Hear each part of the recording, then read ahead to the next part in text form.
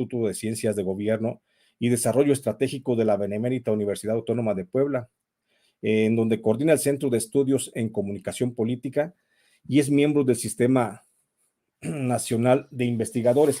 Y mi querido Rubén Arnoldo, bueno, él es también el autor y por eso es la razón de que hoy quise pedirle que nos acompañara, a lo que accedió, por supuesto, como siempre, con mucha amabilidad, porque él es coautor de un reporte de investigación que se llama Reportear en el Desamparo, análisis de las medidas de protección a periodistas en México desde el contexto local.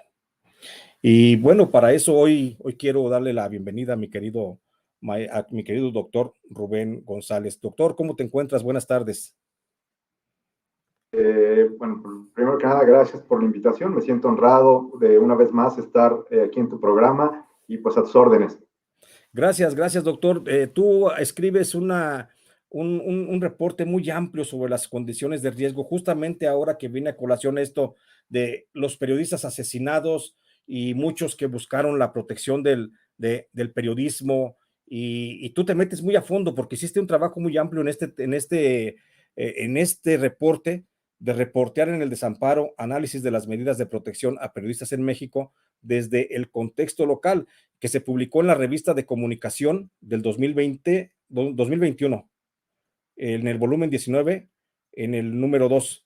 Es un texto muy amplio de 106 páginas, pero que sin duda aporta muchísimo. Y esto lo traigo a colación, mi querido doctor, y también recordándole a nuestra audiencia que, bueno, en el 2017 fueron 17 periodistas los asesinados, en el 18 fueron otros 18, en el 2019 fueron 13, en el 2020 asesinaron a 14 periodistas, y en lo que va de este 2021 han sido 7 periodistas asesinados. Pero de todos estos 69 periodistas que han sido asesinados, y por eso es la invitación para el doctor, para que nos explique qué es lo que está pasando, de esos 69 periodistas asesinados, 12 de ellos pidieron apoyo al mecanismo y se les negó. Y otros 18 que fueron asesinados solo tenían un botón de pánico, ni siquiera contaban con otro tipo de medidas más que un botón de pánico.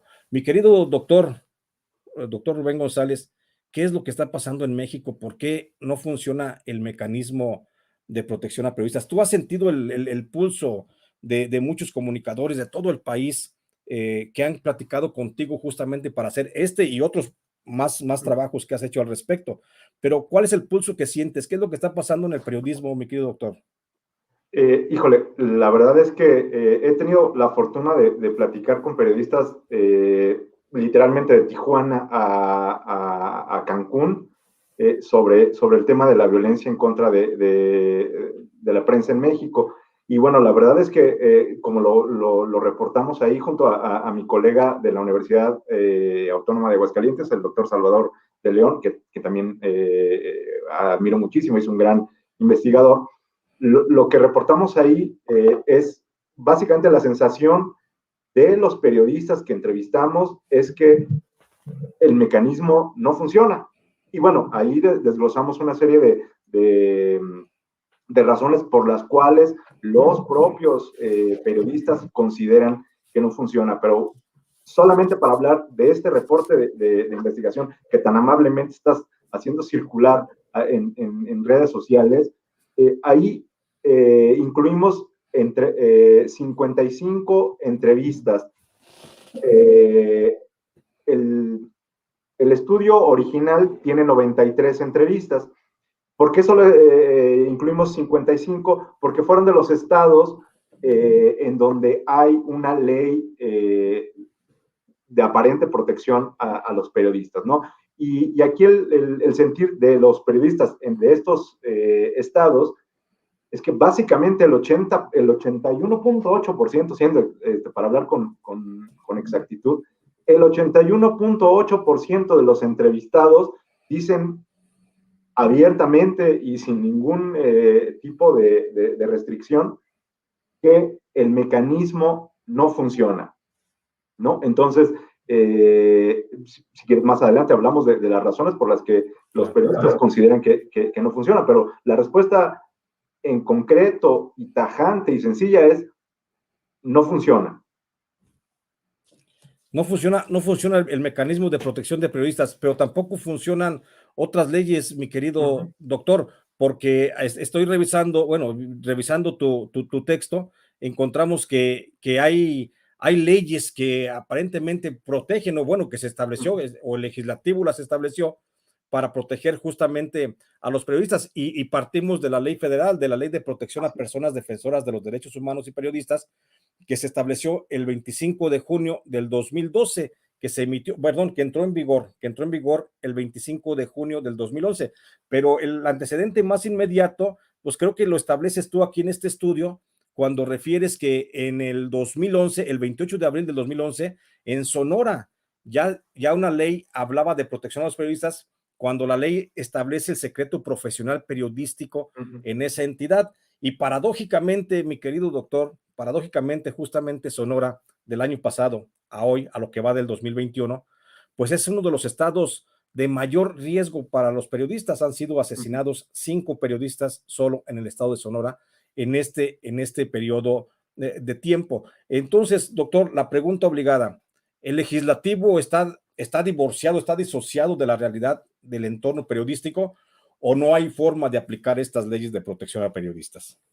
Fíjate que una cosa bien interesante que encontramos y que reportamos en este texto es que solamente 2/3 partes de las legislaciones estatales tienen un reglamento, es decir, no nada más es la declaratoria de que se debe de proteger a los periodistas o se les debe de cuidar en cuestiones laborales, en cuestiones de prestaciones sociales.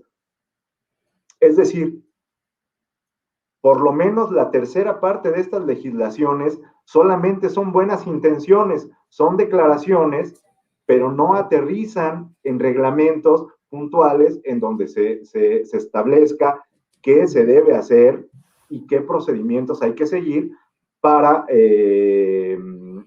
salvaguardar la integridad de los periodistas y de los defensores de derechos humanos. Entonces, estamos como partiendo en términos del trabajo de los periodistas, como lo reportamos, como lo titulamos ahí en el desamparo. Sí hay algunas leyes, pero no todas las leyes tienen reglamentos, para empezar por ahí. Y otra cuestión que es todavía más grave es que no se aplican y que hay una impunidad elevadísima en cuanto a los ataques a los periodistas en México, ¿no? Estamos hablando más o menos de que en general 9 de cada 10 agresiones que sufren los periodistas quedan impunes. Entonces, estamos añadiéndole capas de complejidad al asunto. No todos los estados tienen leyes. Por lo menos una tercera parte de los estados que tienen leyes no tienen reglamentos. Es decir, solo son buenas intenciones. Y si a eso se le suma la impunidad endémica, pues vemos que realmente los periodistas están enfrentando un trabajo prácticamente en soledad, ¿no? Y que en el completo desamparo. Sí, sí. Tú estableces en el resumen de este trabajo informativo, doctor, que presentas, bueno, que se publica. Tú estableces que en este tipo de trabajo, o sea, perdón, en este trabajo en el que estás presentando, hay un análisis formal de las leyes locales de protección a periodistas en México, el cual se contrastó con testimonios de los informadores recuperados a través de entrevistas semiestructuradas. Dices, se parte de una reflexión teórica sobre el riesgo y el ejercicio periodístico en la actualidad y de la necesidad de su atención jurídica desde lo local, como lo ha señalado. Posteriormente se practica un análisis formal argumentativo de los textos legislativos que se complementan con 55 entrevistas semiestructuradas de las que ya has referido, realizadas a periodistas que ejercen su profesión en las localidades correspondientes, las cuales se levantaron entre febrero del 2017 y agosto del 2018. Y esto es lo que se me hace muy, muy importante, que creo que es materia precisamente para que nos lo puedas desmenuzar un poquito, que dices, los hallazgos muestran 3 tipos de protección legal: social, civil y de la integridad física.